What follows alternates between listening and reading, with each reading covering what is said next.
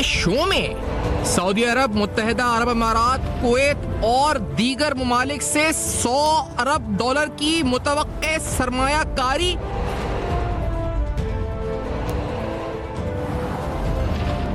SIFC के तहत पाकिस्तान में माशी इनकलाब बर्पा होने की उम्मीदें।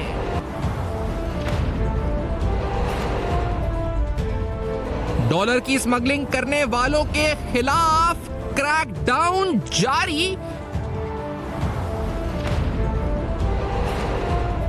अस्सलाम वालेकुम। पस पर्दा हक़ाइक़ सनसनीखेज़ इंकशाफ़ात प्रोग्राम बेनकाब में हूँ आपके साथ सिफ़ान खान। नाज़रीन, आपके सामने सब में पहले तो उस मीटिंग का अहवाल रखते हैं जो बहुत ज़ेर बहस रही। इस मीटिंग में जिसमें आर्मी चीफ और तमाम बिजनेस कम्युनिटी ने उनसे तकरीबन मुलाकात की। हमने ये देखा है अक्रॉस द बोर्ड तकरीबन तमाम चेंबर्स, वफूद की नुमाइंदगी यहाँ पर थी और बिजनेस कम्युनिटी से मुलाकात में जो चंद चीज़ें सामने आई वो पहले एक समरी के तौर पर आपके सामने रखते हैं, फिर आपको बताते हैं उसके बाद मामला शुरू क्या हुआ है, किन लोगों को खबरदार होने की ज़रूरत है, कहाँ कहाँ क्रैकडाउन शुरू हुआ है और किन के लिए वार्निंग साइंस हैं। पहले आपको बताते हैं इस मीटिंग में क्या हुआ। इस मीटिंग के अंदर जिसमें बिजनेस कम्युनिटी थी उनके एतमाद की बहाली के लिए, उनके कारोबार में आसानियां पैदा करने की यकीन दहानियों के अलावा इक़्तिसादी फैसला साजी को तक़वियत देने के लिए मुख्तलिफ शोबों पर तवज्जो देने के हवाले से टास्क फोर्सेस की तश्कील। इसी तरह यह कहा गया कि सऊदी अरब, मुत्तहिदा अरब अमारात, कुवैत और दीगर ममालिक से तकरीबन $100 अरब की मुतवक्का सरमायाकारी। SIFC के तहत माशी इनकलाब और स्पेसिफिकली सऊदी अरब के $25 बिलियन जो हमने सुना भी है कि रेकोडेक के हवाले से माइनिंग में स्पेसिफिक उनका इंटरेस्ट है। चीन, UAE और कतर का पाकिस्तान में सरमायाकारी करने के वादे। ज़राअत के शोबे में बड़े पैमाने पर जो है तब्दीलियां और इनकलाबी तब्दीलियां। मादनियात के शोबे में बड़े पैमाने पर सरमायाकारी का इंदिया। IT के शोबे में कहा गया जी कि बहुत तरक्की होगी। और फिर यह कहा गया कि डॉलर को फौरी तौर पर कंट्रोल किया जा रहा है। डॉलर की स्मगलिंग करने वालों के खिलाफ क्रैकडाउन शुरू किया जा रहा है। ईरान, अफगानिस्तान से स्मगलिंग करने वालों के खिलाफ भी क्रैकडाउन किया जा रहा है। ये तमाम इकदाम इलेक्शन से पहले हो जाएंगे, ये यकीन दहानी भी कराई गई और बिजनेस कम्युनिटी की जानिब से इत्मीनान का इजहार किया गया और कारोबार का एतमाद बहाल होगा, इस्तेहकाम पैदा होगा, ऐसा बिजनेस कम्युनिटी ने कहा इन तमाम मामलात से। नाज़रीन, हमने देखा इस मीटिंग के बाद फौरी तौर पर डॉलर जो कि 300 से ऊपर चला गया था, 330, 335 के दरमियान और कुछ जगहों पर ग्रे मार्केट में 340 से ऊपर में फरोख्त हो रहा था। हमने देखा यकदम उसमें ब्रेक लगे, ब्रेक क्या बल्कि रिवर्स गेयर लगे। आर्मी चीफ के ऐलान के बाद एक क्रैकडाउन का आगाज हुआ और उस क्रैकडाउन के तहत तमाम एक्सचेंज कंपनीज के दफातर के बाहर बाकायदा सादा लिबास एहलकार तैनात हुए। एक्सचेंज कंपनी एसोसिएशन ने कहा कि ये एहलकार उनकी मंशा, उनकी मर्जी से तैनात हुए। इन एहलकारों की तैनाती के बाद हमने देखा यकदम ओपन मार्केट या ग्रे मार्केट में डॉलर की सेल परचेज के अंदर एक कमी आती हुई नजर आई और उसके बाद वो ओपन मार्केट जो कि इंटरबैंक को ड्राइव कर रही थी पिछले कुछ दिन से, और खास तौर पर वो डिफरेंस जो कि 1.25% का इंटरबैंक और ओपन मार्केट के दरमियान रखना था IMF की शर्त के मुताबिक, तो उसके साथ साथ इंटरबैंक मार्केट के अंदर भी हमने देखा था कि पाकिस्तानी रुपए की डिप्रिसिएशन जारी थी, लेकिन यकदम इस पर ब्रेक लगी, रिवर्स गेयर लगा। हमने देखा क्रैकडाउन का आगाज हुआ, न सिर्फ अहलकारों की तैनाती हुई बल्कि जो इंटेलिजेंस रिपोर्ट्स और साइबर टेक्नोलॉजी, खास तौर पे आर्टिफिशियल इंटेलिजेंस के तहत मुख्तलिफ कार्रवाइयों का आगाज हुआ। हमने यहां तक सुना कि टेलीफोन कॉल्स की मॉनिटरिंग भी हुई और यह अंदाजा लगाया गया कि कितनी कॉल्स किसको आई, एक्सचेंज कंपनीज के बाहर क्या कॉल्स डेटा रहा, क्या CDR रहे, क्या कॉल डेटा रिकॉर्ड रहे, और उसके बाद फिर छापे, उसके बाद क्रैकडाउन का सिलसिला शुरू हुआ। और हमने देखा कि डॉलर की होर्डिंग करने वाले, डॉलर की स्मगलिंग करने वाले वो तमाम अफराद, चाहे वो इलीगल एक्सचेंज बिजनेस से मुंसलिक थे या वो छोटे कारोबार जो हुंडी और हवाला के काम में मुलविस थे, या फिर वो बैंकार हजरात जो कि बार बार रुपए को ओवरचार्ज या डॉलर को ओवरचार्ज करके उसकी मार्केट को मैनिपुलेट करके मुनाफा कमा रहे थे, उन सबके होशियार खबरदार होने का वक्त आया। इस क्रैकडाउन का आगाज हो चुका है, रुपए की जो कदर है उसमें इजाफे का सिलसिला जारी है। Army chief general Asim Munir के इस इकदाम के बाद, इस ऐलान के बाद, इस क्रैकडाउन के अंदर हमने देखा है इसका असर रोज बरोज पाकिस्तानी करेंसी पर मुस्बत अंदाजे पड़ता हुआ नजर आ रहा है। आर्मी चीफ ये समझते हैं और जो मईशत समझते हैं वो भी ये समझते हैं कि दुनिया में अगर कहीं एहतजाज इंदराज हुए हैं, चाहे वो ब्राज़ील है, इंडोनेशिया है, चाइल है, अफ्रीकन ममालिक हैं, मिडिल ईस्टर्न कंट्रीज़ हैं, तो रुपये डिवैल्यूएशन उसकी बहुत बड़ी वजह थी। और इसी वजह से आर्मी चीफ का ये इकदाम कि उन्होंने रुपये की कदर में इस जो मुसलसल गिरावट थी इसको ब्रेक लगाने का फैसला किया, इसके खिलाफ क्रैकडाउन का फैसला किया। और अब खबरदार होने की जरूरत तमाम स्मगलर्स को है, तमाम बैंकर्स को है जो ऐसे इलिजिटिमेट काम में थे, तमाम हुंडी हवाला वालों को है और एक्सचेंज कंपनीज को है, क्योंकि अब रुपए की कदर संभल रही है और आहिस्ता आहिस्ता तवक्को की जा रही है कि ये वापस 290-280 के दरमियान 290-80 के बीच में आ सकता है। तो ये सूरत हाल इस वक्त यकीनी तौर पर एक गेम चेंजर है। और साथ साथ SIFC के हवाले से भी आर्मी चीफ के इक़दामात जिनको कहा जा रहा है कि ये इनकलाबी हो सकते हैं, $100 बिलियन की मुतवक्का इन्वेस्टमेंट इससे आ सकती है। इन तमाम पर तफसीलन गुफ्तगू होगी इस ब्रेक के बाद, हमारे साथ रहिए।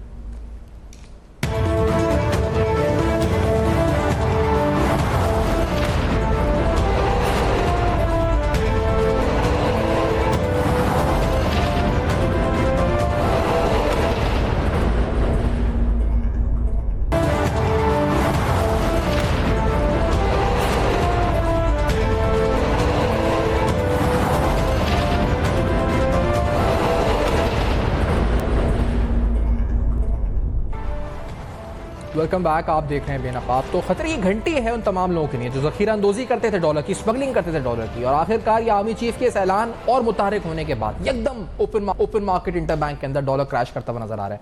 मियां ज़ाहिद हुसैन साहब नेशनल बिजनेस ग्रुप के चेयरमैन साथ मौजूद हैं, स्टूडियोज़ हैं। महमूद मौलवी साहब इस्तेहकाम पार्टी के सिंध के और सीनियर सियासतदान हैं। मौलवी साहब शुक्रिया आपने प्रोग्राम में ज्वाइन किया। सर, तो ये हम एक अलार्मिंग साइन है, खबरदार है, क्या है ये? आप बिजनेस जो खासतौर पर इलिजिटिमेट जरिए से अपने कैश को मैनूवर करते थे, होर्डिंग करते थे डॉलर की, उनके लिए खतरे की घंटी अब बच चुकी है, बेच रहे हैं। मैंने सुना मार्केट में इस पर डॉलर फरोख्त किया जा रहा है, कोशिश कर रहे हैं इसको कैश किया जाए फौरी तौर पे।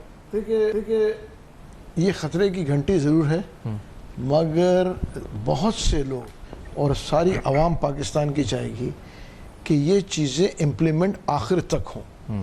देखिए ना, वक्ती तौर पे ना हो, क्योंकि रेट ऑफ द गवर्नमेंट सिर्फ डॉलर और इनमें बहुत सारी चीज़ों में नहीं है। आज जो महंगाई हुई है ना, इसमें भी रेट ऑफ द गवर्नमेंट नहीं होने की वजह से हुई है। बहुत से आइटमों के ऊपर जो एसेंशियल आइटम है, आटा, चीनी, दाल, चावल, घी, इनके ऊपर भी देखना पड़ेगा। देखिए ना, आटा आज जो होलसेलर बेच रहा है वो 140 रुपये में बेच रहा है, तो बाज़ार में 200 रुपये में क्यों बिक रहा है या 175 में?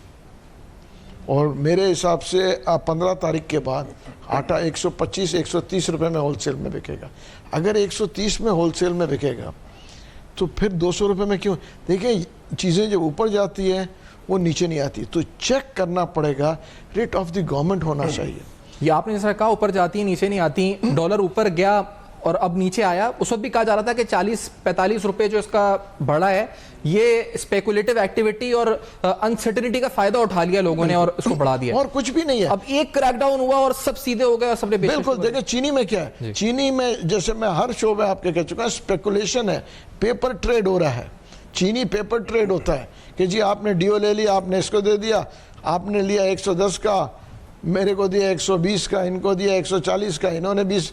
देखिए 4-4, 5-5 महीने ये ट्रेड हो रहा है। तो ये जब तक सट्टा बंद नहीं होगा और इसमें गवर्नमेंट के टैक्सेस का नुकसान अलग है, जब तक ये चीज़ें बंद नहीं होंगी तो आवाम पिसती चली जाएगी। हमें आवाम को भी देखना है।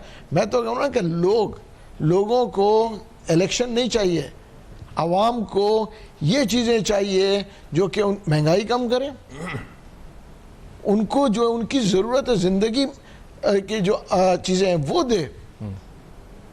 आप ये देखें ना, लोग पिस रहे हैं पेट्रोल। अच्छा, आज ये फेक नोटिफिकेशन जो आया हुआ था मौलवी साहब 5000 वाला, तो क्योंकि ये जो सारा क्रैकडाउन हुआ है, जो खरीद रहे थे उनके पास एक्सेस कैश था ना अवेलेबल, ब्लैक था, जो अनडॉक्यूमेंटेड था, जिससे वो डॉलर खरीदते थे, वो ग्रे मार्केट से खरीदते थे, वो ओपन मार्केट से खरीदते थे, उसको स्टॉक करते थे, होर्डिंग करते थे, बढ़ता था डॉलर, फायदा उठाते थे।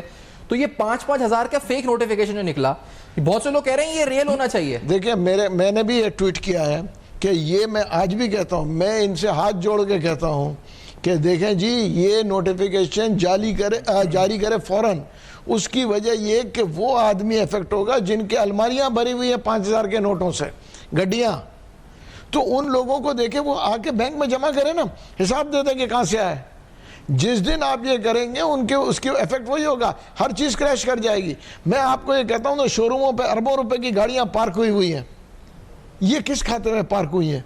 कोई हिसाब है? एक शोरूम के ऊपर आप जाके तारिक रोड पे देखें 1 अरब 1.5 अरब की गाड़ियां, उनका हिसाब नहीं है। और मौलवी साहब, आप अभी बता रहे थे और हम अभी देख भी रहे थे कि भारत के अंदर एक कचोरी वाले तक का हिसाब किताब है और यहाँ अरबों रुपए की गाड़ियां खड़ी हैं, शोरूम के बाहर कोई हिसाब नहीं, कोई हिसाब नहीं है। तो जब तक हम चीजों को डॉक्यूमेंटेड नहीं करेंगे तो हशर यही हो। तो मियां साहब, हम ये उम्मीद, जिसे कहते हैं उम्मीद की नवीद, एक खुशखबरी, एक सिल्वर लाइनिंग समझें कि अभी डॉलर के होल्डर से खिलाफ हुआ, अभी गाड़ियों की बात कर रहे हैं, अरबों रुपए लोगों ने पार्क किया जिनके पास एक्सेस कैश था, वो किसी भी सूरत में इनहेरिटेंस में मिला, रिश्वत का जो भी था, उन्होंने गाड़ियों में पार्क कर दिया इन्फ्लेशन के अगेंस्ट हेज करके। तो ये तमाम स्मगलर्स, तमाम होल्डर्स के खिलाफ अब क्रैकडाउन, अब क्योंकि रिट आ रही है, स्टेप नजर आ रहा है कि आर्मी चीफ अब फ्रंट फुट पे आके कर रहे हैं इस पर बैटिंग, आपको लगता है सबके लिए अलार्म बेल्स हैं, सबके लिए खतरे की घंटी है मियां साहब? देखिए, बात यह है कि जहाँ तक आर्मी चीफ के एक्टिव होने का ताल्लुक है, तो कोई भी शख्सियत जो कि पाकिस्तान के अवाम के लिए, पाकिस्तान की इकॉनमी के लिए और पाकिस्तान की फलाह बहबूद के लिए एक्टिव होती है, तो उसमें कोई हर्ज की बात नहीं है। और बिज़नेस कम्युनिटी के साथ जो उन्होंने इंटरेक्शन किया, तो उससे बिज़नेस कम्युनिटी को बहुत कॉन्फिडेंस मिला। तो ये तो एक पॉजिटिव साइन है। बल्कि मैंने आज भी अखबार में एक उसमें प्रेस रिलीज दिया है जिसमें मैंने उनको वेलकम किया है। और बल्कि हमने तो 15 दिन पहले भी कहा था, 20 दिन पहले भी कहा था, 1 महीना पहले भी कहा था कि इसमें किसी ना किसी को आगे आना पड़ेगा, स्टेप फॉरवर्ड लेना पड़ेगा, ताकि ये जितने मेहनत है, बात ये ना कि हमारी इकॉनमी इन शैम्बल्स है और जिसके जो हाथ में आता है, जो मुँह में आता है बोलता है, जो हाथ में आता है वो करता है, कोई पूछने वाला नहीं है। मार्केट मैकेनिज्म नहीं है, हमारा जो सिस्टम है लोकल गवर्नमेंट का वो अवेलेबल नहीं है जो इन चीज़ों के ऊपर चेक रखे और इन चीज़ों के ऊपर कंट्रोल रखे कि जिसके जो जी में आए वो प्राइस बढ़ा देता है। तो इन चीज़ों को चेक होना चाहिए, ये तो एक असूली बात है। लेकिन एक बात जो है वो भी बड़ी सोचने वाली बात है कि पाकिस्तान की जो 60% इकॉनमी है वो आउट ऑफ द बुक्स है, कि लोगों के पास पैसे आते कहाँ से हैं जब वो होर्डिंग करते हैं। अगर कहीं से पैसे आते हैं तभी तो वो होर्डिंग करते हैं ना, तभी तो वो इनफॉर्मल ट्रेडिंग करते हैं। तो इनफॉर्मल ट्रेडिंग के लिए पैसा आता है ना, वो पैसा जो है हमारी economy out of the books जो है वो 60% है। 40% इकॉनमी हमारी जो है विद इन द बुक्स है। उस 60% इकॉनमी में आपको पता है 4000 अरब रुपए का टैक्स चुराया जाता है।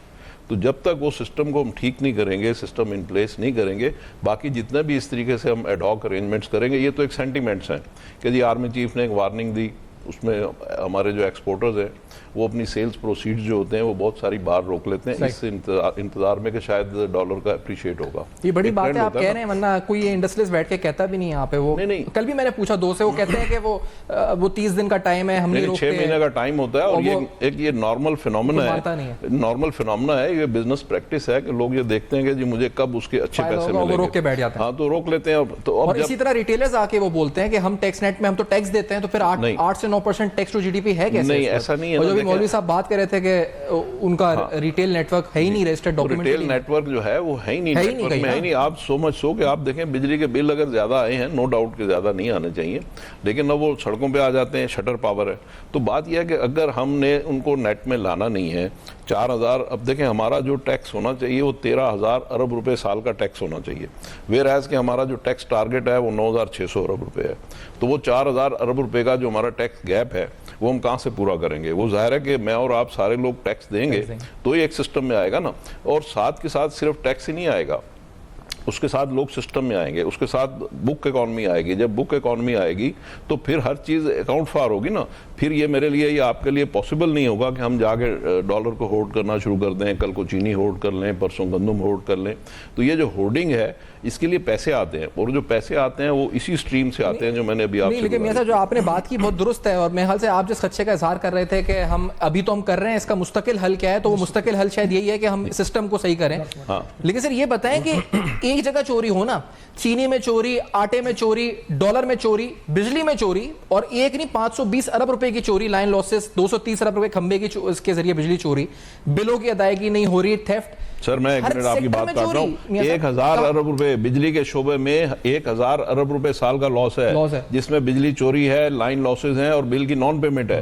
1000 अरब रुपए। तो आप जितना मर्जी सेंटीमेंट्स बना लें, सेंटीमेंट्स बनाने से नहीं होगा, सिस्टम को ठीक करने से होगा। 1000 अरब रुपए की ये बिजली को तो आप ठीक कर लीजिए। 71% जो है, इतनी चोरियां हम किस तरह, आर्मी चीफ अगर उन्होंने कहा जी मुतहरिक हो गए और अब वो टास्क फोर्सेस बनाएंगे, फिर स्मगलिंग अलग, उसमें चोरी, टैक्स की चोरी, कस्टम की चोरी, इसकी चोरी, उसकी चोरी, जो ये तो पूरा बाजार है चोरों का, ये क्या? देखिए, वही मैं कह रहा हूँ ना, जो अभी मेरे भाई बात कर रहे हैं जाहिद साहब सही कह रहे हैं।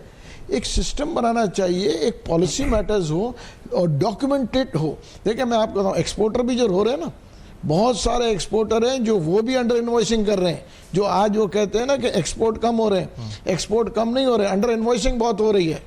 क्योंकि डॉलर हवाले में इतना डिफरेंस होता है तो अंडर इन्वॉइसिंग होती है। $500 की चीज़ को 400 350 दिखाया जाता है, वो $150 बाहर ले लेते हैं और उसको फिर हवाले से फिर आके लेके आते हैं। ये भी हो रहा है। तो ये भी देखना चाहिए कि देखें जी, एक्सपोर्ट अगर कोई चीज़ हो रहा है तो उसका मिनिमम एक्सपोर्ट प्राइस हो। ये तो नहीं हो सकता कि हमारे बाजार में गोश्त मिल रहा है 1800 रुपये किलो बकरे का गोश्त और एक्सपोर्ट हो रहा है 1100 रुपये में। तो क्यों एक्सपोर्ट हो रहा है 1100 रुपये? और ये सब आर्मी चीफ भी जानते थे ना ये बातें, जब मिले हैं जाके वफूद वगैरह, तो उन्हें इल्म था कि एक्सपोर्टर्स क्या कर रहे हैं। तभी शायद कुछ एक्सपोर्टर्स ने कहा कि उनको पता था कि हम भी कहाँ कुछ कर रहे हैं। तो हर चीज का इल्म था, हर चीज का इल्म सबको है कि क्या सबको, मगर उसके ऊपर इकदाम नहीं उठाए जा रहे हैं। और देखें, ये लॉन्ग टर्म पॉलिसी आनी चाहिए। ये 3 महीने या 6 महीने में अगर ये आर्मी चीफ करके भी देंगे तो उसके बाद फिर जो पॉलिटिकल हुकूमत आएगी, जितने इक़दाम अब कर रहे हैं वो फिर रिवर्स हो जाते हैं। तो हम आगे कैसे जाएंगे? ये has to be a long term policy, 5 साल 10 साल की पॉलिसी होनी चाहिए कि जी ये इक़दाम। आप कब तक एक्सचेंज कंपनी के बाहर सादा लिबास एहलकार तैनात रखेंगे? कब तक हम उनकी सर्वेलेंस कर सकते हैं? हाँ, कुछ रिफॉर्म कल हुए हैं, स्टेट बैंक ने किया है कि एक्सचेंज कंपनीज छोटी अब ट्रांसफॉर्म होके वो मर्ज हो जाएंगी, कंसोलिडेट हो जाएंगी, कुछ बैंक्स को अलाउ किया गया।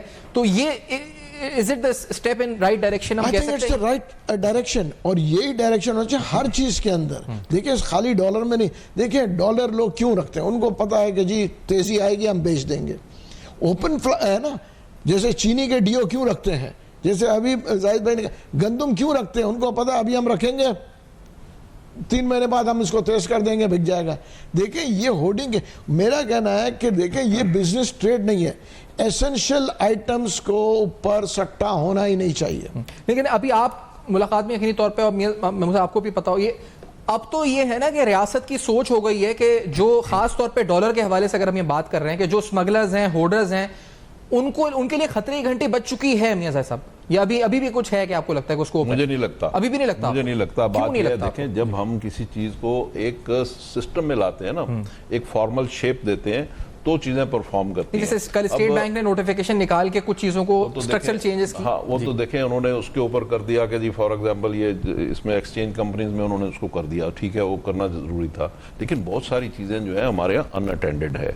जब तक वो चीजें हम ठीक नहीं करेंगे, सारा देखिए मैनेज होता कहाँ से शुरू है, जब तक उसको हम ठीक नहीं करेंगे, मार्केट मैकेनिज्म को हम ठीक नहीं करेंगे, बीच में से आड़ती का किरदार जो है उसको हम प्रॉपर रेगुलेट नहीं करेंगे, ये जो ब्लैक मनी आती है 4000 अरब रुपया जहाँ से, उसको हम रेगुलेट नहीं करेंगे, तो चीजें ठीक नहीं होंगी। बिजली चोरी फॉर एग्जांपल, मैं बिजली चोरी करता हूं, ये नहीं करते, तो मैं एडवांटेज पे हूं ना, तो इसका मतलब है मैं फ्लोरिश करूंगा, ये फ्लोरिश नहीं करेंगे, फिर मजबूरन इनको भी चोरी करनी पड़ेगी, फिर इनकी देखा देखी मजबूरन आपको भी करनी पड़ेगी। तो ये एक पूरा इस तरीके से चेन रिएक्शन होता है। उन चीज़ों को हमें ठीक करने की ज़रूरत है कि देखें ना, बिजली चोरी को रोकना इतना कौन सा बड़ा मुश्किल काम है। एक तो सिस्टम ठीक कर लें, बिजली चोरी ठीक कर लें, दूसरा ये कि बिजली, अब देखें हमारी एक्सपोर्ट, असल देखें ना, हमारे असल किल्लत किस चीज़ की है? डॉलर की है। डॉलर की किल्लत को ठीक है, आप एडमिनिस्ट्रेटिवली उसको कुछ कंट्रोल कर लेंगे, लेकिन दूसरी तरफ डॉलर की सप्लाई भी तो बढ़ाने की ज़रूरत है ना। तो डॉलर की सप्लाई कैसे बढ़ेगी? उसके लिए आपको एक्सपोर्ट बढ़ानी पड़ेगी, उसके लिए आपको फॉरेन रेमिटेंस बढ़ानी पड़ेगी, उसके लिए आपको FDI बढ़ानी पड़ेगी। FDI के लिए उन्होंने $100 अरब का मनसूबा पेश किया आर्मी चीफ ने। मैं समझता हूँ बड़ा प्रैक्टिकल है, और बिल्कुल एक हार्डकोर ऐसा एरिया है कि जिसको अभी किसी ने टच नहीं किया। अब वो अगर आर्मी की अम्ब्रेला में SIFC के तहत, जिसमें गवर्नमेंट भी होगी और आर्मी भी होगी, जब वो उसको करेंगे तो वो सही परफॉर्म करेगा। तो मुझे लगता है कि वो बिल्कुल, उनका जो है एम्बिशियस प्लान जरूर है, लेकिन मुझे लगता है कि वो काबिल अमल है। लेकिन आपको अभी भी लगता है कि खतरे की घंटी नहीं है अभी जो डॉलर होल्डर? खतरे की घंटी, सिस्टम चेंज होगा, खतरे की घंटियां बजाने की जरूरत भी नहीं है। देखे ना, उसका एक और रिएक्शन होता है। हमें चाहिए कि लोगों को हम कॉन्फिडेंस दें, और लोगों को कॉन्फिडेंस दें, बिजनेस एनवायरनमेंट को ठीक करें, और बिजनेस एनवायरनमेंट को हम बढ़ाएं, उसको जंप दें, उसको बूस्ट दें। उसके लिए जो मेन करने के काम है ना, वो करने के काम ये है कि डॉलर की सप्लाई बढ़ाएं, उसके लिए एक्सपोर्ट बढ़ाएं। अच्छा, एक्सपोर्ट के लिए हमारी प्रॉब्लम क्या है कि हमारी कॉस्ट ऑफ डूइंग बिजनेस ज्यादा है। जब हम कॉस्ट ऑफ डूइंग बिजनेस को ठीक करेंगे तो ऑटोमेटिक हमारी एक्सपोर्ट दुरुस्त होना शुरू हो जाएगी, हमें डॉलर प्रोसीड्स आना शुरू हो सिस्टम जाएंगे। दुरुस्त करने की जरूरत है। इस ब्रेक के बाद आते हैं वापस और कुछ अहम सवालात उठाते हैं। हमारे इस ब्रेक के बाद वापस आते हैं।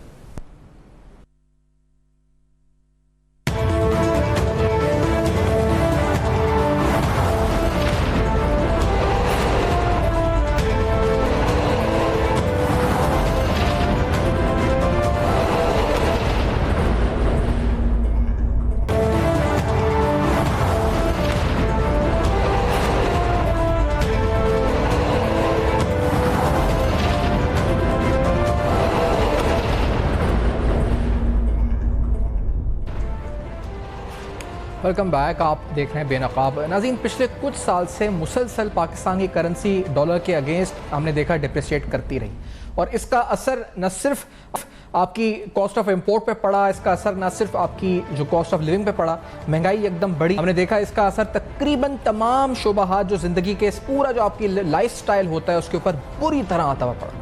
और फिर इस महंगाई को, बढ़ती हुई महंगाई को, लोगों की जो इनकम्स थी वो फ्रीज थी तकरीबन, और आपके जो हाउस होल्ड एक्सपेंडिचर्स थे उसमें एकदम इजाफा हुआ।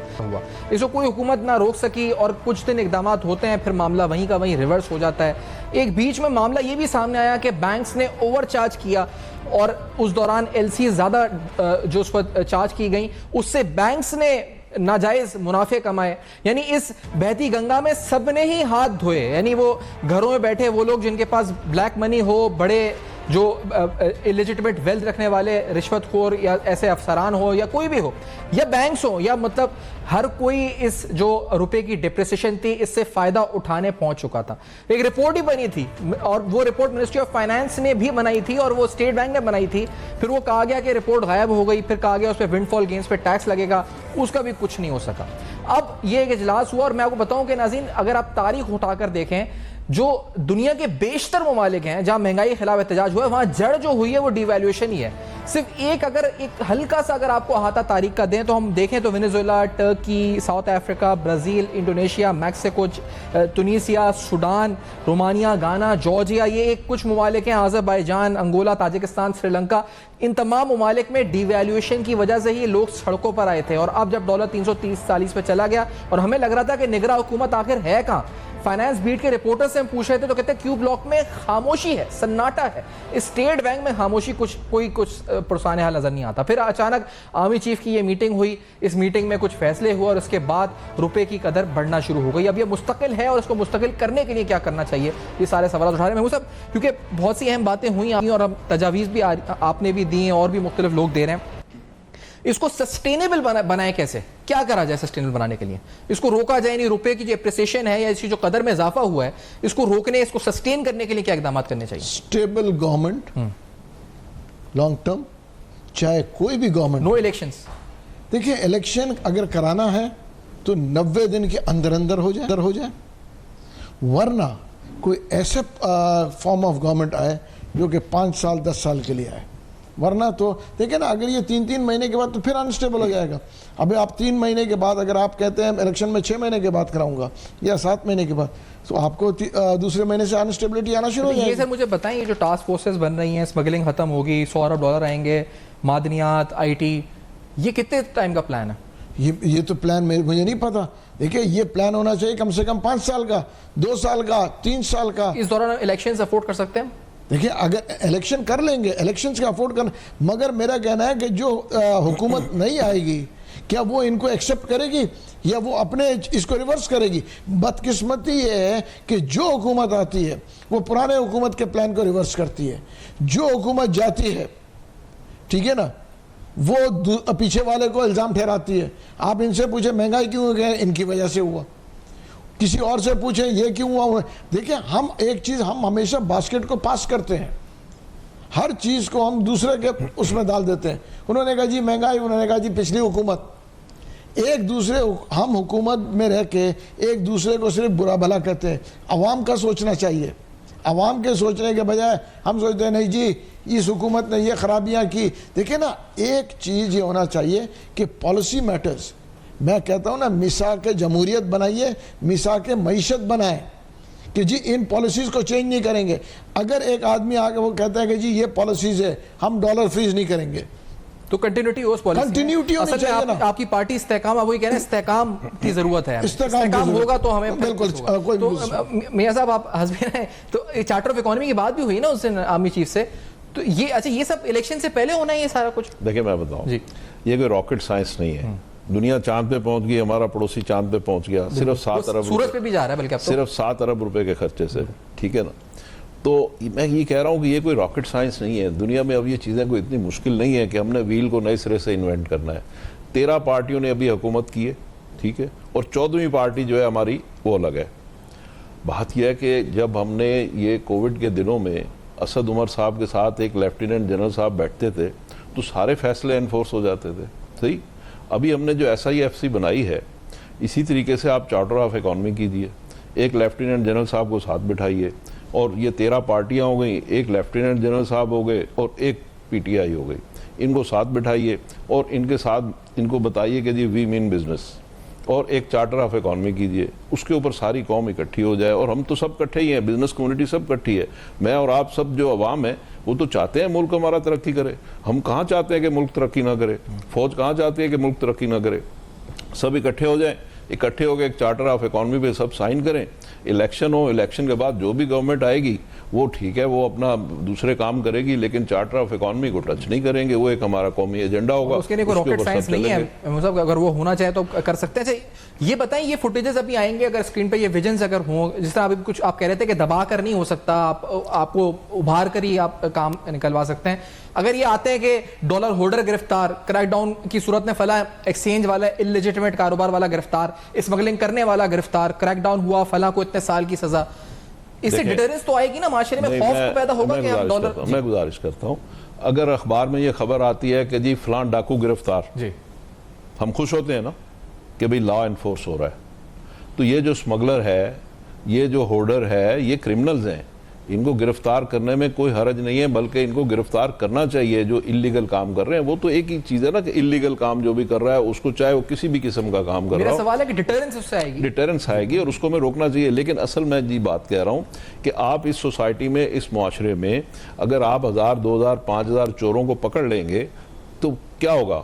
असल बात यह है कि वो जो 20-22 करोड़ लोग हैं उनको एनकरेज करने की जरूरत है। ये जो पकड़ने के लिए आप आपके FBR है, फलां बेशुमार आपके महकमे हैं, तो वो नहीं काम कर रहे हैं, मोनोपोली कंट्रोल है। कोई लेफ्टिनेंट जनरल साथ बैठे तो बिठा दें, मैं कह रहा हूं बिठा दें, मैं कह रहा हूं बिठा दें और उस चीज को ठीक करें। हमने रेंजर्स लगाए हुए हैं ना पुलिस के साथ कि ताकि लॉ एंड ऑर्डर को मेंटेन करें। मैं कह रहा हूं बिठा दें एक जनरल साहब को। लेकिन मैं दूसरी बात कर रहा हूं कि ये चीजें जो मेनस हैं इनको कंट्रोल करने के लिए चीजों को ठीक कर लें, सिस्टम ठीक कर लें, इदारे जो बने हुए हैं उनको ठीक कर लें। लेकिन बात यह है कि वो 20-22 करोड़ लोग जो हैं उनको बूस्ट करें, उनको एनकरेज करें कि ताकि हमारी इकॉनमी फ्लरिश करे। और देखें, हमारे पास डॉलर की किल्लत दूर करने का तरीका ये नहीं है कि आप होल्डर को पकड़े, होल्डर को तो पकड़ना ही चाहिए, लेकिन डॉलर किल्लत दूर जो होगी वो सप्लाई बढ़ाने से होगी। सप्लाई कैसे बढ़ेगी? एक्सपोर्ट बढ़ाने से। और एक्सपोर्ट कैसे बढ़ेगी? एक्सपोर्ट कैसे बढ़ेगी? कॉस्ट ऑफ डूइंग बिजनेस ठीक करने से। और कॉस्ट ऑफ डूइंग बिजनेस कैसे ठीक होगी? उसकी भी कोई रॉकेट साइंस नहीं है, उसका भी हल यही मौजूद है, विद इन विच मौजूद है। अभी आपने एनर्जी की मिसाल दी भी थी और बड़ी अच्छी आप बात। अच्छा, आपको एक चीज और, एक मिनट और दे दें कि आपका जो इंडिया है उसमें जो उसकी बास्केट है एनर्जी की, उसमें 16% शेयर है उनका सोलर का। हमारे यहाँ 1.16% है। आप सोलर को प्रमोट कीजिए। आप जो 24 अरब डॉलर की एनर्जी इंपोर्ट करते हैं उसी में से 2-3 अरब डॉलर कट लगाइए और यहाँ पे आप सोलर पे वही इन्वेस्टमेंट कर दीजिए। कोई नए पैसे तो आपको लाने की जरूरत नहीं है। वो 2-3 अरब डॉलर आप सोलर पे इन्वेस्ट कीजिए, लोगों को दीजिए पैसे, घरों पे लगा। दो चीजें हैं इस पर, क्योंकि एक तो ये कि चोरों को पकड़ना और एक है चोरी का रास्ता बंद करना। देखिए, अभी जो डॉलर है वो 280 से 330 पर नहीं आया, वो 120, 125 से 330 पे आया ना 2-3 साल के अंदर। और इस दौरान लोगों ने अरबों रुपए कमाए होंगे। तो या तो उनके पीछे भागे हमारे जो आर्मी है, इस वक्त क़यादत है, जो भी है हमारी सिविल मिलिट्री है, या फिर यह कि उस रास्ते को बंद कर दे जिसके जरिए चोरी हो रही थी। दोनों चीज करनी पड़ेगी, दोनों चीजें करनी पड़ेंगी। बिल्कुल, चोरों को पकड़ना पड़ेगा, उसके बाद रास्ते बंद करने पड़ेंगे। क्योंकि अगर आपने चोरों को छोड़ दिया और रास्ते बंद करने की कोशिश करेंगे तो फिर वो नए रास्ते, देखिए रेट ऑफ द गवर्नमेंट नजर आनी चाहिए ना, जब तक वो पकड़ा नहीं जाएगा। देखिए, यहाँ से 1 घंटे का रास्ता है दुबई, रात को कोई 1 बजे सिग्नल नहीं तोड़ता है, वहाँ रेट ऑफ द गवर्नमेंट है ना। यहाँ पे दिन दहाड़े सिग्नल तोड़ते हैं, वही लोग पाकिस्तानी यहाँ से जाते हैं, वहाँ पे सिग्नल नहीं तोड़ते। यहाँ पे सिग्नल तोड़ते हैं दिन को, वहाँ रात को नहीं तोड़ते जहाँ कोई नहीं देखता। इसलिए कैमरे लगे हुए हैं, कैमरे लगे, रेट ऑफ द System है। गवर्नमेंट है कि उनके ऊपर चालान आएगा, इधर वगैरह होने का कुछ नहीं होगा। देखिए ना, अगर उनको पता है डॉलर होर्डिंग में पकड़े गए सजा होगी। और देखें इसमें कोर्ट्स का बड़ा जो है रोल है। हमारे यहाँ बदकिस्मती है ना, मैं ये कहूँगा जो जितने कोर्ट्स हैं ये मेजर जिम्मेवार हैं टू एन एक्सटेंड आज हमारी हालात के ऊपर। पकड़ के आदमी दे देंगे, बड़ा आदमी है उसकी जमानत हो जाएगी, गरीब आदमी लो फिर वो पूरा फिर वो वकील करके देखे ना, वो आज आप पकड़े, उसके साबित हो गया कि उसके सामने से पकड़ के ये बोतल पकड़ के उसमें दे दिया, वीडियो आ गई, सब आ गया, उसके बाद वो बनेगा नहीं। आपको पता है 1000 अरब रुपए के केसेस हैं कोर्टों में जो स्टे दिए हुए उन्होंने एफपीआर के केसेस में। आप उनको फैसला कीजिए। मैं ये नहीं कह रहा कि आप 1000 अरब रुपए के फैसले खिलाफ कर दें, मैं कह रहा हूँ जो भी फैसले हैं वो फैसले। तो पंजाब हुकूमत तो चीनी की कीमत बढ़ने की वजह क्या है कि स्टे था, जिसकी वजह से कीमत स्टे है और अभी स्टे दिया है कि 20 तारीख तक उसको हाथ ना लगाया जाए। तो फिर आप ये देखें ना, फिर कहां से आप एक्सपेक्ट करेंगे। बहुत शुक्रिया सर, आपने ज्वाइन किया। मौलवी साहब आपने आज बात की और आर्मी चीफ की मुलाकात बिजनेस कम्युनिटी से, साथ साथ क्रैक डाउन किन किन के लिए खतरे की घंटी है, किस किस को खौफजदा होना चाहिए, स्मगलर्स को, होर्डर्स को, डॉलर के बिलखुसूस उनके लिए क्या पैगाम है, क्या होने वाला है, ये डिस्कस हुआ। फीडबैक दीजिएगा जरूर, देखते रहेगा। अब तक अपना बहुत ख्याल रखिए।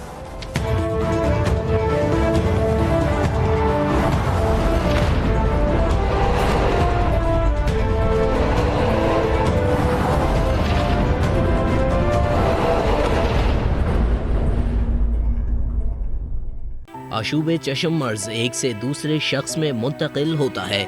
मुतासरा शख्स अपना तौलिया, तकिया और साबुन न लग रखे ताकि ये मर्ज दूसरों में मुंतकिल ना हो।